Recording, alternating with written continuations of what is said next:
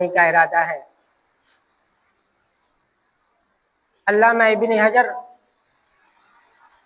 عسقلانی رحمۃ اللہ علیہ فتح الباری میں لکھتے ہیں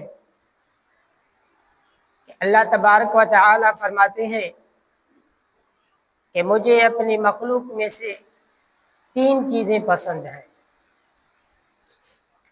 بذل الاستطاعہ والصبر عند الفاقہ والبکاء عند الندامہ۔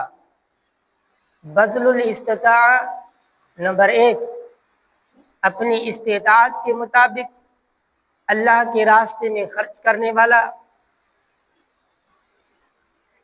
والصبر عند الفاقہ، تنگ دستی میں صبر کرنے والا، والبکاء عند الندامہ، ندامت کے وقت رونے والا۔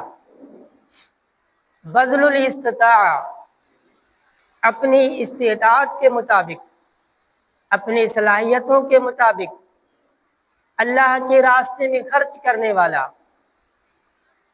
اپنی استطاعت کے مطابق اللہ کے راستے میں اپنا مال خرچ کرنے والا، اپنی جان خرچ کرنے والا،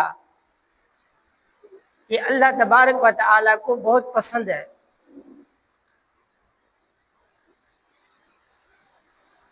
اور وہ نوجوان بھی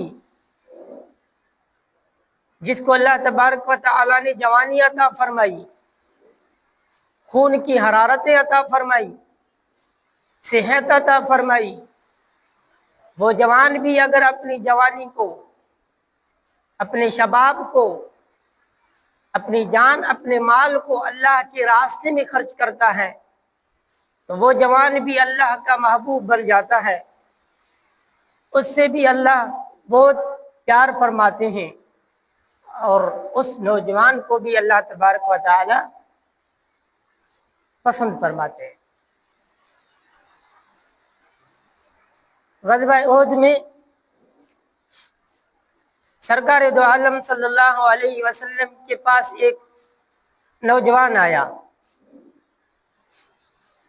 عرض کیا،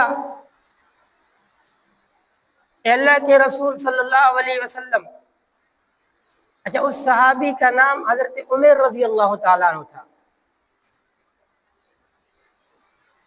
حضرت عمر غزوہ احد میں جب آپ صلی اللہ علیہ وسلم کے سامنے آئے تو آپ کے ہاتھوں میں تازہ کھجوروں کا ایک خوشہ تھا اور وہ آپ کھا رہے تھے۔